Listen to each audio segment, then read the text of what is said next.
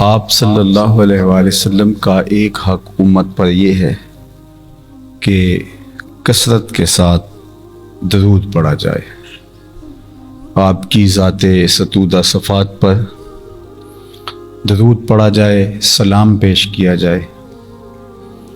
یہ حضور علیہ السلام کا امت کے اوپر حق ہے، اور یہ حق اتنا واضح ہے کہ اللہ جل شانہ نے قرآن مجید میں حکم ارشاد فرمایا کہ اللہ اور اس کے فرشتے اس نبی محتشم پر درود پیش کرتے ہیں، درود بھیجتے ہیں۔ اے ایمان والو، تم بھی اس نبی پر درود پڑھو اور خوب سلام بھیجو۔ تو درود پڑھنا امتثال حکم الہی ہے، اللہ کے حکم کی تعمیل ہے۔ درود کے لیے عربی کا جو لفظ ہے وہ الصلاۃ ہے۔ ان اللہ و ملائکتہ یصلون علی النبی۔ تو الصلاۃ علی النبی، حضور پر درود بھیجنا، اس کی تلقین کی گئی ہے، حکم نامہ ہے اللہ کی طرف سے۔ اور جتنے بھی اعمال خیر ہمیں بجا لانے کی تلقین کی گئی ہے، وہ اللہ خود کرتا نہیں، ہمیں اس کا حکم دیتا ہے۔ نماز ہے، ہم خود پڑھتے ہیں، اللہ کیوں پڑھے گا، اس کے لیے پڑھی جاتی۔ روزے ہم رکھتے ہیں تقرب الہی کے لیے، تو اللہ تو کھانے پینے سے پاک ہے، تو روزے سے بھی پاک ہے۔ زکوٰۃ ہے، حج ہے، دیگر اعمال خیر ہے۔ لیکن درود ایک ایسا عمل ہے کہ جو اللہ اپنے محبوب پر خود بھی بھیجتا ہے اور اہل ایمان کو بھی اس کی تلقین فرمائے۔ تو گویا یہ فریضے کی ادائیگی بھی ہے اور سنت الہیہ بھی ہے۔ اب لفظ الصلاۃ، صلاۃ علی النبی، یہ عربی کا لفظ ہے الصلاۃ، اور اس کا ہم ترجمہ کرتے ہیں درود۔ اب درود اردو کا لفظ نہیں ہے، پنجابی کا لفظ بھی نہیں ہے، فارسی کا لفظ بھی درود نہیں ہے۔ آپ نے کبھی بھی فارسی میں یا اردو میں درود کو صلاۃ کے معنی کے علاوہ کبھی استعمال ہوتے نہیں دیکھا ہوگا، پنجابی میں بھی اور ہم اپنی زبان میں بھی۔ تو درود کا پھر مفہوم کیا ہوا؟ صلاۃ کا معنی تو درود کر لیا، تو اب اگر درود کا معنی سمجھیں تو پھر یہ تو غالباً عبرانی یا کسی اور زبان کا لفظ ہے۔ اردو، فارسی، پنجابی، سندھی، ہماری زبانوں کا یہ لفظ نہیں ہے، لیکن معروف ہے، ہم صلاۃ کے مفہوم کو درود سے سمجھتے ہیں۔ تو پھر درود کے مفہوم کو ایسے شخص کو سمجھانا جو درود کے مفہوم کو نہ سمجھتا ہو، تو پھر اس کو درود کہہ کے سمجھایا نہیں جا سکتا۔ ہم تو بچپن سے یہ لفظ سنا ہے، اگرچہ ہماری زبان کا نہیں ہے، لیکن ہماری زبان میں اس طرح شامل ہے کہ ہم درود کے مفہوم کو سمجھ لیتے ہیں۔ ایک غیر مسلم جو اسلام قبول کرتا ہے اور اس لفظ سے آشنا نہیں ہے، اگرچہ وہ اردو دان ہی کیوں نہ ہو، پنجابی ہی کیوں نہ ہو، اس کو آپ کہیں کہ درود پڑھیں تو وہ پھر اس کا معنی پوچھے گا۔ تو اس کا معنی صلاۃ کا معنی درود کر لیا، تو درود کا معنی صلاۃ کر لیا، تو پھر اس کو کیسے سمجھائیں گے؟ تو کچھ درود کا ترجمہ اور درود کا کوئی مفہوم بیان کرنا ہوگا۔ بخاری شریف کتاب التفسیر میں اسی آیت کریمہ کے تحت حضرت ابو العالیہ رضی اللہ تعالی عنہ سے اس حدیث کا، اس آیت کریمہ کے مفہوم کا، درود کا جو متبادل لفظ ہے عربی میں اس کی تشریح کی گئی ہے، وہ موجود ہے۔ تو الصلاۃ کا ایک معنی الدعا ہے، اور جب اللہ کی طرف اس کی نسبت ہوگی تو نزول رحمت اس کا معنی ہوگا کہ اللہ اپنے محبوب پر درود پڑھتا ہے درود بھیجتا ہے تو اس کا مفہوم کیا ہے کہ رحمت نازل کرتا ہے. اور جب ہم حضور علیہ السلام پر درود پیش کرتے ہیں تو اس کا مطلب کیا ہے کہ اللہ کے حضور رحمتوں کے نزول کی دعا کرنا ہے. اللہم صلی علی محمد صلی اللہ علیہ وسلم، کہ اللہ پیارے محبوب صلی اللہ علیہ وآلہ وسلم پر رحمتیں نازل فرما. تو دعائے رحمت ہے اور ادھر نسبت ہو تو نزول رحمت ہے. تو یہ اصطلاحی معنی ہے درود شریف کا، صلات کا. اور ابو العالیہ سے جو مروی روایت صحیح بخاری کتاب التفسیر میں اس آیت کی شرح میں ہے، اس میں حضرت ابو العالیہ فرماتے ہیں کہ صلاۃ اللہ کا درود مصطفیٰ جان رحمت پہ بھیجنا، ثناؤہ فرشتوں میں اللہ کا حضور علیہ السلام کی ثنا بیان کرنا ہے. تو پھر درود کا مفہوم یہ ہوا کہ حضور کی مدح و توصیف، خراج عقیدت، خراج محبت، یہ درود کا مفہوم ہے. اور اس کی بہت ساری صورتیں ہیں، اس خراج عقیدت کی، اس خراج محبت کی. لیکن سب سے بہتر صورت اس کی اللہ سے نزول رحمت کی دعا ہے کہ اللہ اپنے محبوب کو ان کی شان کے مطابق مراتب رفیع سے فائز المرام فرما، اور اپنی شان کے مطابق اور محبوب کے مقام کے مطابق ان پر رحمتوں کا نزول فرما. تو یہ ہے درود کا مفہوم. تو کثرت کے ساتھ حضور علیہ السلام پر درود پڑھنے کی تلقین کی گئی، اور یہ حضور علیہ السلام کا حق ہے اور اللہ کے حکم کی تعمیل ہے اور امتثال امر الہی ہے اور فرشتوں کی موافقت ہے. فرشتے بھی حضور علیہ السلام پہ درود پڑھتے ہیں تو ملائکہ کی موافقت، اللہ کی موافقت، حکم نامے کی تعمیل اور اللہ کے محبوب علیہ السلام کے لیے رحمتوں کے نزول کی دعا، حضور علیہ السلام کی مدح و توصیف اور حضور کی ثنا، یہ درود کا مفہوم ہے. آقا کریم علیہ الصلوۃ والسلام نے ارشاد فرمایا درود کے حوالے سے کہ حضرت عبداللہ ابن مسعود رضی اللہ تعالیٰ عنہ سے مروی صحیح ترمذی میں روایت موجود ہے کہ آقا کریم نے ارشاد فرمایا کہ اول الناس بی یوم القیامہ اکثرہم علی الصلاۃ، قیامت کے دن میرے سب سے نیڑے وہ ہوگا، سب سے قریب میرے وہ ہوگا جو کثرت کے ساتھ میرے اوپر درود پڑھنے والا ہے. تو گویا درود شریف حضور علیہ السلام کی قربت کا ذریعہ ہے. حضور علیہ الصلوۃ والسلام کی قربت درود شریف سے نصیب ہو پاتی ہے. اور جمعہ کے دن کثرت کے ساتھ درود پڑھنے کی تلقین کی گئی، اور وہ حضرت ابو امامہ الباہلی رضی اللہ تعالی عنہ سے مروی روایت ہے کہ آقا کریم نے فرمایا کہ جمعے کے دن میرے اوپر کثرت کے ساتھ درود پڑھو، چونکہ تمہارا درود میرے اوپر پیش کیا جاتا ہے. اور فرمایا کہ جو میرے پر کثرت کے ساتھ درود پڑے گا، قدر و منزلت کے اعتبار سے اس کو قیامت کے دن میری سب سے زیادہ قربت نصیب ہوگی. تو حضور علیہ السلام پہ درود پڑھنا حضور علیہ الصلوۃ والسلام کی قربت کا ذریعہ ہے.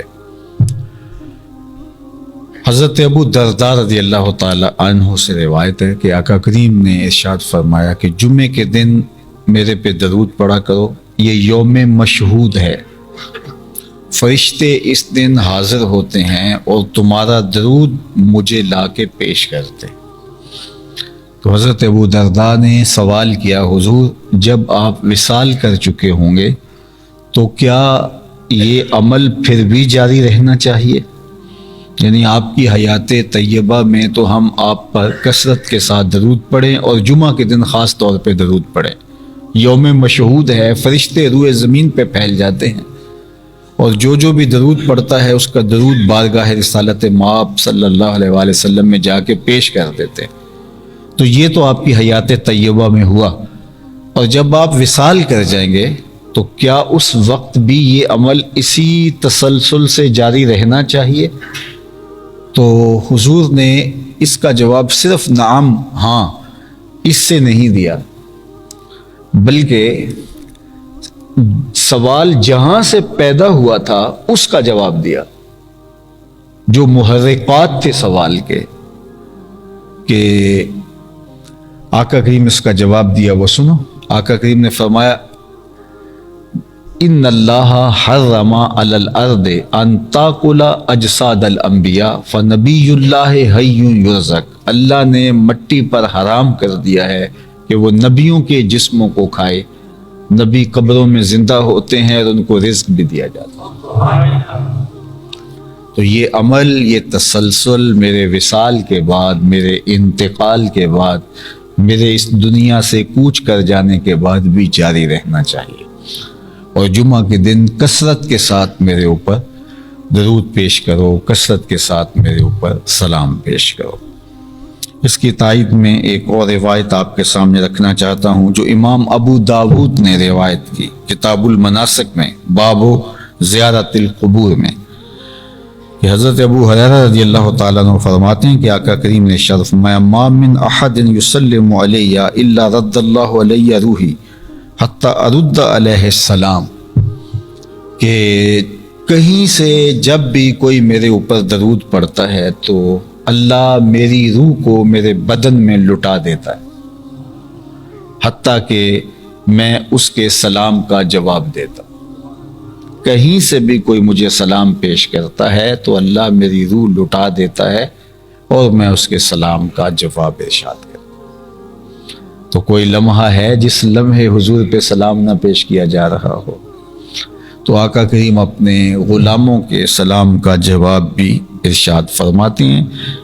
ایک سادہ سا شعر ہے، مجھے تو بہت اچھا لگتا ہے، کہ درود پڑھنے سے ثواب ملتا ہے، سلام کہنے سے جواب ملتا ہے۔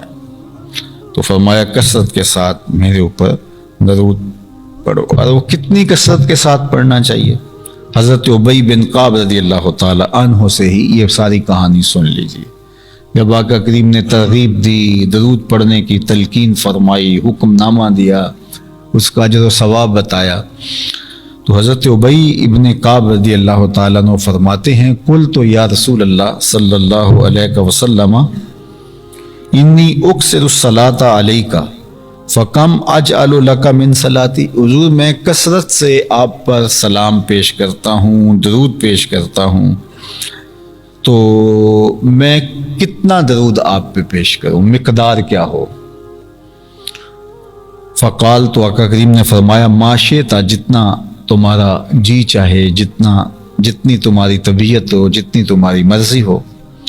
قال قلت الربع، میں نے کہا حضور میں چوتھا حصہ درود پڑھا کروں گا، باقی 3 حصے باقی وظائف اور معمولات اختیار کیے رکھوں گا۔ قال ما شئت، فرمایا بہت اچھا، یہ تمہاری پسند، تمہاری چوائس، لیکن فإن زدت فهو خیر لک، لیکن اگر درود کی مقدار بڑھا دو تو تمہارے لیے بہتر ہوگا۔ قلت النصف، میں نے کہا حضور میں آدھا وقت درود پڑھا کروں گا اور آدھا باقی وقت دوسرے وظائف کو دیا کروں گا۔ قال ما شئت فإن زدت فهو خیر لک، فرمایا تمہاری مرضی، لیکن اگر درود کی مقدار بڑھا دو تو تمہارے لیے بہتر ہوگا۔ قال قلت فالثلثین، تو میں نے کہا کہ حضور میں 3 حصے درود پڑھا کروں گا اور 1 حصہ، چوتھا حصہ باقی وظائف کیا کروں گا۔ قال ما شئت، فرمایا تمہاری مرضی، فإن زدت فهو خیر لک، لیکن درود کی مقدار کو بڑھا دو تو تمہارے لیے بہتر ہوگا۔ قلت اجعل لک صلاتی کلھا، حضور میں سارے جو ہے وہ نفلی وظائف چھوڑ کر کے آپ پر درود ہی پڑھا کروں گا، میں ہمہ وقت ہی درود پڑھا کروں گا۔ کالا اذن تکفی ہمک و یغفر لک ذنبک، آقا کریم نے فرمایا پھر تمہارے پریشانیوں کے لیے کافی ہو جائے گا اور تمہاری بخشش اور نجات کے لیے یہ کافی ہو جائے گا، تم بخش بھی دیے جاؤ گے اور تمہارے قریب دکھ اور اذیت اور پریشانیاں بھی نہیں آئیں گے۔ اللہ اکبر۔ تو یہ ہے کثرت کے ساتھ درود پڑھنے کی تلقین کا فرمایا جانا۔ اللہ اکبر۔ حضرت انس رضی اللہ تعالیٰ عنہ سے معروف روایت ہے جو کتب حدیث میں موجود ہے کہ آقا کریم علیہ الصلوۃ والسلام نے ارشاد فرمایا، من صلی علیہ صلاۃ واحدۃ صلی اللہ علیہ عشر صلوات وحطت عنہ عشر خطیات ورفعت لہ عشر درجات۔ آقا کریم نے فرمایا جو میرے اوپر ایک مرتبہ درود پڑھتا ہے اللہ جل شانہ اس پر 10 رحمتیں نازل فرما، اس کے 10 گناہ مٹا دیتا ہے اور 10 درجے بلند کر دیتا ہے۔ یہ درود کی برکتیں ہیں جو اللہ نصیب فرماتا ہے۔ حضرت رویفہ بن ثابت الانصاری رضی اللہ تعالیٰ عنہ سے ایک روایت لے لیجئے، فرمایا حضور نے کہ من صلی علی محمد، جو محمد صلی اللہ علیہ وآلہ وسلم پر درود پڑھے، وقالا اور کہے اللہم انزلہ المقعد المقرب عندک یوم القیامہ، جو قیامت کے دن میرے لیے اللہ کے حضور دعا مانگے کہ اللہ اب میرے پیارے محبوب کو بہترین جگہ اور مقام جنت جو ہے وہ محشر کے دن عطا فرما، وجبت لہو شفاعتی، تو میرے اوپر لازم ہو گیا کہ اب میں اس کی شفاعت کروں گا۔ جبکہ ہم یہ نہ بھی کہیں تو مقام محمود پہ رب اپنے مصطفیٰ جان رحمت کو بٹھائے گا ہی، وہ مقام محمود ہے ہی حضور کے لیے، وہ منبر نور بنایا ہی حضور کے لیے، لیکن ہمیں کہا گیا اگر تم بھی دعا کر دو تو پھر تمہاری ساتھ شفاعت کر دیں گے، ورنہ میں نے تو اپنے محبوب کو عزتوں کی مسند پہ بٹھانا ہی بٹھانا ہے۔ تو درود پڑھنے سے حضور علیہ السلام کا قرب نصیب ہوتا ہے، درود پڑھنے سے اللہ جل شانہ کے حکم کی تعمیل ہوتی ہے، موافقت ملائکہ نصیب اور موافقت الہی نصیب۔ دروشی پڑھنے سے گناہ معاف ہوتے ہیں، دروشی پڑھنے سے درجے بلند ہوتے ہیں، درود شریف پڑھنے سے رحمتوں کا نزول ہوتا ہے، اور فرمایا جب تم کچھ بھول جاؤ تو درود پڑھو تمہیں یاد آ جائے گا۔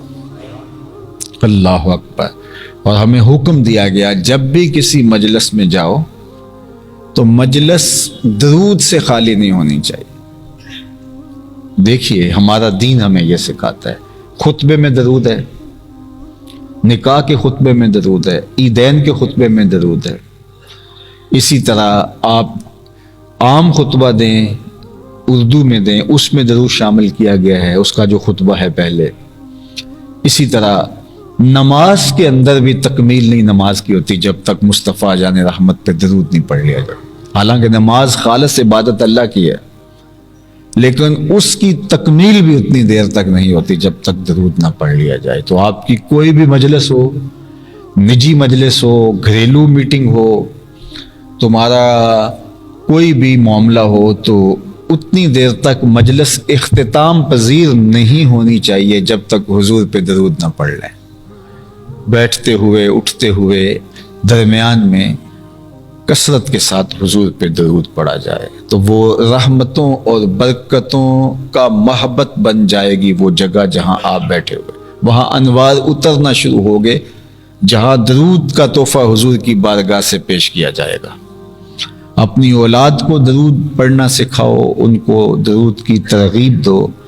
درود پڑھنے سے نسل میں پاکیزگی پیدا ہوتی، عفت اور پاک دامنی آتی ہے، طبیعتوں میں لطافت آتی ہے، نرمی آتی ہے، رقت آتی ہے، فرما برداری اور اتباع کے جذبے پیدا ہوتے ہیں، احساس کی دولت پیدا ہوتی ہے، طبیعت کے اندر سختی جو ہے، اکڑ پن جو ہے وہ ختم ہوتا ہے درود پڑھنے سے۔ اس لیے کثرت کے ساتھ اپنی اولاد کو درود پڑھنے کی ترغیب دو۔ درود پڑھنے کے جو ثمرات ہیں، درود پڑھنے کے جو فائدے ہیں، درود پڑھنے کے جو اثرات ہیں انسان کو نصیب ہوتے، تو ان میں سے ایک یہ ہے کہ اولاد پاکیزہ ہوتی ہے درود پڑھنے سے، تو ان کو درود پڑھنے کی تلقین کرو۔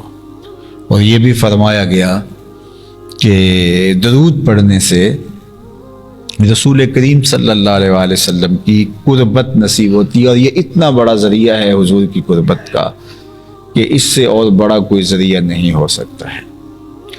تو حضور علیہ السلام پہ کثرت کے ساتھ درود پڑھنا یہ انسان کی خوش بختی ہے، اور بدبخت ہے اللعین کل اللعین۔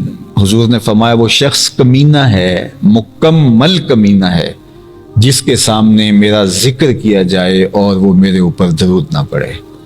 اور بعض روایت میں فرمایا البخیل کل البخیل، وہ شخص بخیل ہے، مکمل بخیل، کنجوس ہے پرلے درجے کا، کہ جس کے سامنے میرا نام لیا جائے اور وہ میرے اوپر درود نہ پڑے۔ تو حضور علیہ الصلاۃ والتسلیم پہ درود پڑھنا آقا کریم کی قربت کا سبب بھی ہے، اور یہ اپنے باطن کو بخل سے، اپنے باطل کو لئیم پن سے بچانے کا ذریعہ بھی ہے۔ درود شریف پڑھنے سے انسان کے عقائد میں حسن اور جمال پیدا ہوتا ہے، خوبصورتی آتی ہے۔ بالخصوص فتنوں کے زمانے میں جب بہت سارے فرق اور ترک ہو جائیں، پتہ ہی نہ چل رہا ہو، تو درود پڑھنے والوں کو اللہ باطنی رہنمائی عطا کر دیتا ہے۔ حضرت امام زین العابدین سے کسی نے کہا کہ حضرت جب کثرت سے فرق اور ترک ہو جائیں گے اور ہر شخص مدعی ہوگا کہ میں ہی حق پہ ہوں، اور ہر شخص قرآن اور حدیث کی بات اپنے ہاتھ میں لیے کھڑا ہوگا اور اپنی طرف کھینچ رہا ہوگا، تو ایک عام آدمی کے لیے تو مشکل ہوگا انتخاب کرنا کہ وہ کدھر جائے۔ تو بتائیں کہ ہم کس طبقے کے ساتھ، کس گروہ کے ساتھ شامل ہوں، حق والے کون ہوں گے؟ تو امام زین العابدین نے کہا کہ جو اہل السنہ ہیں وہی اہل حق ہوں گے۔ تو امام زین العابدین سے اس نے دوسرا سوال کیا کہ اس ٹائٹل کے ساتھ اگر بہت سارے لوگ موجود ہوں تو ان میں پھر کیسے پتہ چلے گا کہ آگے ان میں حق والا کون ہے؟ تو امام زین العابدین نے جو بات ارشاد کی وہ ہمیں اس پہ عمل پیرا ہونا چاہیے۔ انہوں نے کہا من علامات اہل سنہ کثرت الصلاۃ علی رسول اللہ۔ کہا میں تمہیں نشانی یہ بتاتا ہوں کہ کثرت کے ساتھ حضور پہ درود پڑھنے والوں کے ساتھ جڑ جانا۔ تو کثرت کے ساتھ درود پڑھیں، اور تاکہ جو ہے وہ ہمیں عقیدوں کی صحت، عقیدوں کا جمال اور عقیدوں کا نور نصیب ہو جائے، اور عقیدوں کی خوبصورتی ہمارا مقصوم ہو۔ تو اس لیے ہمیں کثرت کے ساتھ درود پڑھنے کی تلقین کی گئی، درود پڑھنے کی، سلام پیش کرنے کی ہمیں تلقین کی گئی۔ جس طرح درود پڑھنے کا حکم ہے سلو کے ساتھ، اس طرح وسلمو کے ساتھ سلام پیش کرنے کا بھی حکم ہے، اور سلمو کے ساتھ جو ہے وہ تاکید بھی ہے تسلیماً کی، کہ میرے محبوب پر تم درود بھی پڑھو اور سلام بھی پڑھو، اور سلام خوب پڑھو۔ وسلمو تسلیما، حالانکہ سلمو سے جو اللہ جل شانہ ارشاد فرمانا چاہ رہا تھا وہ فرما دیا، لیکن تسلیماً کی تاکید اس لیے لگائی تاکہ کوئی اس معاملے کے اندر کوتاہی کا ارتکاب نہ کرے، تو درود بھی پیش کرے اور سلام بھی پیش کرے۔ درود پڑھنے سے قربت حضور کی نصیب ہوتی ہے، اور سلام پڑھنے سے حضور سے معرفت پیدا ہوتی ہے۔ میں روز گزرتا ہوں، ایک شخص کھڑا ہو کہتا ہے السلام علیکم، دوسرے دن پھر گزرا، پھر کہا السلام علیکم، تو تیسرے دن توجہ کروں گا اور چوتھے دن پوچھوں گا اس کا نام کیا ہے، پانچویں دن پوچھوں گا یہ کس کا بیٹا ہے، بہت اچھا ہے، روز سلام کرتا ہے، تو میری اس سے شناسائی ہو جائے گی۔ تو جو روز حضور کو سلام پیش کرتا ہے، اور حضور نے فرمایا کہ اللہ جل شانہ میرے جسم اطہر میں روح کو لٹا دیتا ہے، اور میں سلام کرنے والوں کے سلام کو سنتا ہوں۔ اور بعض روایت میں کہ اللہ نے فرشتے مقرر کر رکھے ہیں جو سلام پیش کرنے والوں، درود پیش کرنے والوں کے درود کو اور سلام کو میری بارگاہ میں پیش کرتے ہیں۔ تو ایک شخص کا روزانہ کئی بار سلام پیش ہوتا ہے، درود پیش ہوتا ہے، تو حضور سے اس کی معرفت ہوگی، حضور سے اس کی پہچان ہوگی۔ کتاب کا نام ہے ابن ابی دنیا، حدیث کی کتاب ہے، لیکن جس طرح بخاری اور مسلم سے ستہ کا درجہ ہے، یہ اس درجے کی کتاب نہیں ہے، لیکن سند کے ساتھ حدیث اس میں مذکور ہے۔ اس حدیث کا نام ہے حدیث بطاقہ، اس کو محدثین کہتے ہیں، یہ حدیث بطاقہ ہے۔ جو لوگ عرب ممالک میں رہے ہیں تو وہ جب پرچی کاٹ کے دیتے ہیں تو اس کو بطاقہ کہتے ہیں، کاغذ کے ٹکڑے پر وہ چیز لکھ کے دیتے ہیں تو اس کو وہ کہتے ہیں یہ بطاقہ ہے۔ تو حدیث بطاقہ اس کا نام ہے کہ حشر کا دن ہوگا اور حضور علیہ السلام حشر کے دن ایک جگہ پہ منبر نور پہ تشریف فرما ہوں گے، اور ایک شخص کو فرشتے کھینچ کر کے جہنم کی طرف لے جا رہے ہوں گے۔ اچانک اس کی حضور پہ نگاہ پڑے گی تو وہ حضور علیہ السلام کو پکارے گا، تو آقا کریم اس کی مدد کے لیے پہنچیں گے، اتنی تیزی سے اٹھیں گے کہ چادر کا ایک کونا حضور کے کندھے پہ ہوگا اور دوسرا زمین پہ گسڑ رہا ہوگا۔ یہ حضور کی محبت کو بیان کرنے کے لیے بیان فرمایا گیا کہ حضور یعنی اتنی فرصت بھی نہیں لیں گے کہ اس چادر کو اچھی طرح سے لپیٹ لیں، بلکہ ایک کونا کندھے پہ ہوگا اور دوسرا زمین پہ گسڑ رہا ہوگا، اور آقا کریم فرشتوں سے کہیں گے اس کو کہاں لے جا رہے ہو؟ تو وہ کہیں گے کہ نامہ اعمال تولا گیا، نیکیاں اس کی تھوڑی ہیں، گناہ زیادہ ہیں، اس لیے اس کو جہنم لے جا رہے ہیں۔ تو اللہ کے محبوب فرمائیں گے کہ اس کا نامہ اعمال دوبارہ تولا جائے۔ اب حشر کا دن ہے، فرشتوں نے تول لیا ہے، اب دوبارہ، لیکن فرشتوں کو کوئی اعتراض نہیں ہوگا، وہ جانتے ہوں گے کہ صدر دیوان حشر یہی سرکار ہیں، لہٰذا دوبارہ نامہ اعمال نصب کر دیا جائے گا۔ جب تولا جائے گا تو واقعی نیکیاں تھوڑی اور گناہ زیادہ۔ تو آقا کریم علیہ الصلوۃ والسلام ایک کاغذ کا ٹکڑا بطاقہ اس کی نیکیوں والے پلڑے میں رکھ دیں گے تو وہ بھاری ہو جائے گا، تو اس کو جنت کا حکم ہو جائے گا، تو عرض گزار ہوگا کہ میرے ماں باپ آپ پہ قربان، اس میں کیا تھا؟ تو کہا کہ خلوص کے ساتھ تنہائی میں تیرا پڑا ہوا درود تھا۔ تو درود مغفرت کا ذریعہ ہے، غفران کی ضمانت ہے، حضور کی قربت کا ذریعہ ہے۔ جس صیغے کے ساتھ پڑھنا چاہیں آپ کو شریعت نے کوئی پابند نہیں کیا۔ درود ابراہیمی افضل ترین درود ہے، اس کے ساتھ سلام بھی ہونا چاہیے، چونکہ وہ اکیلا درود، اگر وہ پڑھے تو ساتھ سلام بھی پڑھیں۔ باقی مختلف اوقات میں مختلف درود ہیں، جو بعد میں بھی کچھ درود ہیں کہ جو بعد میں لوگوں نے جو ہے وہ ضرورت کے تحت مختصر درود بھی بنائے، تو یہ کوئی شریعت میں ممانعت نہیں ہے۔ مجھے بہت پرانی بات یاد ہے کہ ایک صاحب کہنے لگے کہ صرف درود ابراہیمی پڑھنا چاہیے۔ میں نے کہا درود ابراہیمی بھی پڑھنا چاہیے، اور بھی جتنے درود ہیں، اس میں تو آپ ضد کر رہے ہیں، اہل علم کے ہاں تو کوئی اس میں اختلاف نہیں ہے۔ تو کہتے ہیں نہیں، مطلب کہ درود ابراہیمی ہی پڑھنا چاہیے۔ تو میں نے کہا کہ یہ کس کا نام لیتے ہوئے درود ابراہیمی پڑھنا چاہیے؟ تو کہتا ہے کہ اللہ کے نبی صلی اللہ علیہ وآلہ وسلم کا۔ تو میں نے کہا آپ نے صلی اللہ علیہ وسلم کیوں کہا؟ آپ کو کہنا چاہیے تھا کہ اللہ کے نبی اللہم صلی علی محمد وعلی آل محمد کما صلیت علی ابراہیم وعلی آل ابراہیم انک حمید مجید کا نام لیتے ہوئے۔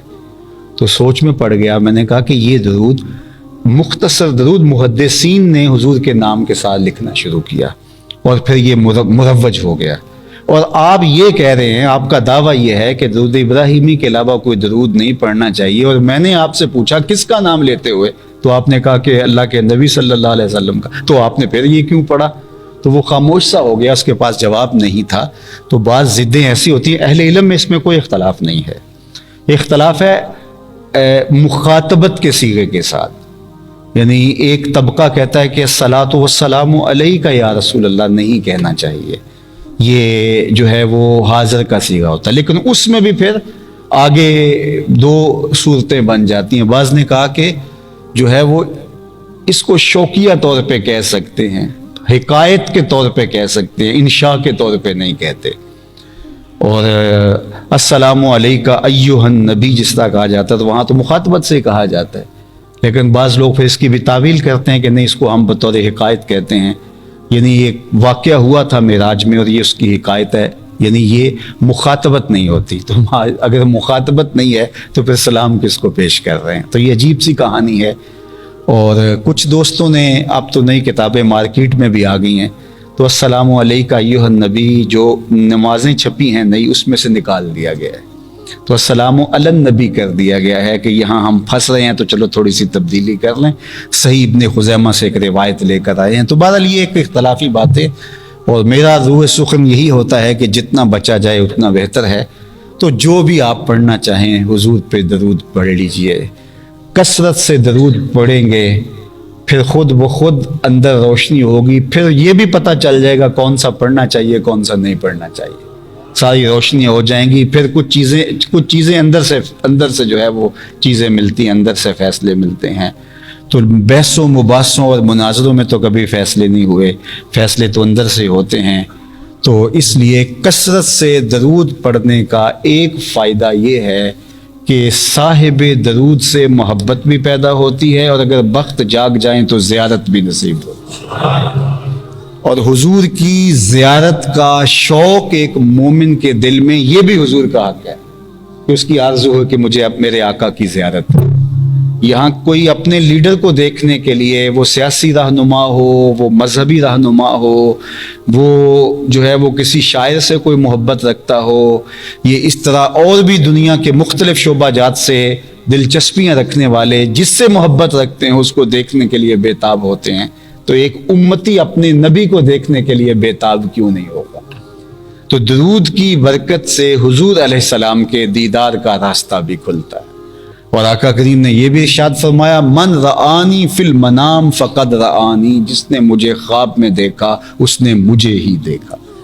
شیطان خواب میں آ کر بھی میری مثل ہونے کا دعویٰ نہیں کر سکتا۔ اور پھر یہ بھی ارشاد فرمایا، من رآنی فی المنام فسیرانی فی الیقظہ، جس نے مجھے خواب میں دیکھا ان قریب جاگتے بھی دیکھ ہی لے گا۔ ساری زندگی نہ دیکھ سکا، جب سانس ٹوٹ رہی ہوگی رخ محبوب سامنے ہوگا، اور اگر اس وقت حضور کا دیدار ہو جائے تو بتاؤ اور کیا چاہیے۔ سوکھا نکلے سا ظہوری جے ویخ لواں مکھ تیرا۔ تو جس نے حضور کو خواب میں دیکھنے کا شوق سینے میں رکھا ہو، اس کے لیے بہترین وظیفہ یہ ہے کہ وہ حضور پر درود پڑھے۔ اس کا نتیجہ یہ ہے کہ کثرت درود سے صاحب درود کا دیدار نصیب ہوگا۔ تو یہ ہے درود شریف حضور کا حق جو امت کے اوپر لازم ہے۔ تو اس لیے ہمیں کثرت کے ساتھ ان پر درود پڑھنے کی تلقین کی گئی ہے۔ میرا مضمون پھر تشنہ رہ گیا، آئندہ جمعہ پھر اسی عنوان سے گفتگو ہوتی ہے۔